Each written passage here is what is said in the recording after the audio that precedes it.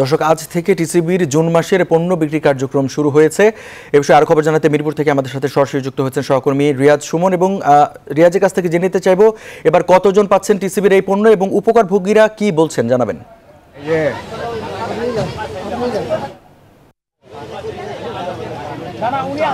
রঞ্জু, আপনাকে ধন্যবাদ। আমরা সকাল থেকেই কার্যক্রম দেখেছি। মন্ত্রী এসেছেন, প্রতিমন্ত্রী, বাণিজ্য প্রতিমন্ত্রী, তিনি কার্যক্রম উদ্বোধনের পরে কিন্তু আজকে আমরা দেখেছি জুন মাসের যেই মাসব্যাপী যে কার্যক্রম সেটি শুরু হয়েছে এবং মানুষ লাইন ধরে এখান থেকে তাদের যে টিসিবির পণ্য সেগুলো কিন্তু কিনছেন। আপনি জানেন যে সরকার প্রতি কেজি চিনি 70 টাকায়, মসুর ডাল 60 টাকায়, সয়াবিন তেল 100 টাকা লিটার এবং চাল দিচ্ছে 30 টাকা কেজি। এবং এই যে স্বল্প মূল্যে এই যে নিম্ন আয়ের মানুষকে সরকার যে পণ্যগুলো দিচ্ছে সেগুলো কিন্তু একেবারে ডিজিটাল ভাবে দিচ্ছে। আপনি দেখতেই পাচ্ছেন যে এখানে ডিজিটালের মাধ্যমে যে তাদের যে কার্ডটি রয়েছে সেটিকে স্ক্যান করে তাদের হাতে পণ্যগুলি তুলে দেওয়া হচ্ছে।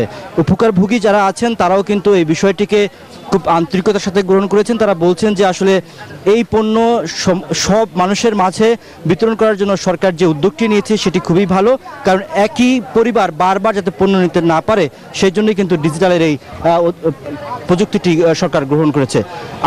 আমরা একটু একজন উপকারভোগীর সাথে কথা বলতে চাই।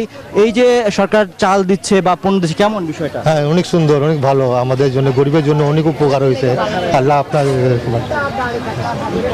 রঞ্জু, আপনি শুনছিলেন যে একজন উপকারভোগী বলছিলেন যে এটি সরকারের খুবই ভালো উদ্যোগ এবং এই উদ্যোগ যাতে সারা বছর নিম্ন আয়ের মানুষের জন্য অব্যাহত থাকে এটি তাদের প্রত্যাশা। আমার কাছে মিরপুর থেকে টিসিবির কার্যক্রমের এই ছিল সবশেষ তথ্য। রঞ্জু। রিয়াজ, আপনাকে ধন্যবাদ। দর্শক, মিরপুর থেকে টিসিবির পণ্য বিক্রি কার্যক্রমের সবশেষ জানাচ্ছিলেন সহকর্মী রিয়াজ সুমন।